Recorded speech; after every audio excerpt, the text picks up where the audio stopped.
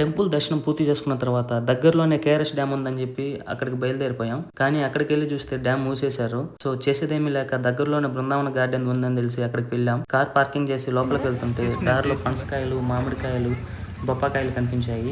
అవి చూడగానే కీర్తి ఒక గ్లాస్ నిండా మామిడికాయ ముక్కలు తీసుకొని తినడం స్టార్ట్ చేసింది. ఇక్కడ ట్విస్ట్ ఏంటంటే ఆన్లైన్ పేమెంట్స్ యాక్సెప్ట్ చేయట్లేదు, ఓన్లీ క్యాష్ మాత్రమే తీసుకుంటున్నారు. సో మేము ఇంకా ముగ్గురికి 3 టికెట్లు తీసుకొని లోపలికి వెళ్ళేసాం. మీరు ఎవరైనా విజిట్ చేయాలంటే క్యాష్ మాత్రం క్యారీ చేయండి. ఇక్కడైతే ఏటీఎంస్ కూడా లేవు.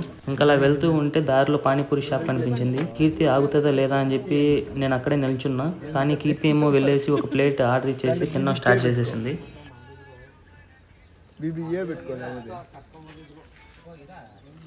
మామిడికాయ ముక్కలు, పానీపూరి తిన్న తర్వాత ఇంకా అవి అరిగేంత వరకు తిరగాలని చెప్పేసి మొత్తం అంతా తిరుగుదామని ఫిక్స్ అయిపోయాం.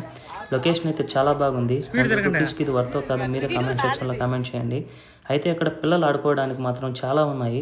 పిల్లలు ఆడుకోవడం చూసి మేము కూడా పిల్లలం అయిపోయాం. ఉయ్యాలు ఎక్కాం, జారుడు బండి ఎక్కాం, అక్కడ ఉన్నవన్నీ ట్రై చేసాం. మధ్య మధ్యలో చిన్న చిన్న మాటలు కామెడీ చేసుకుంటూ చాలా బాగా ఎంజాయ్ చేసాం ఇక్కడ.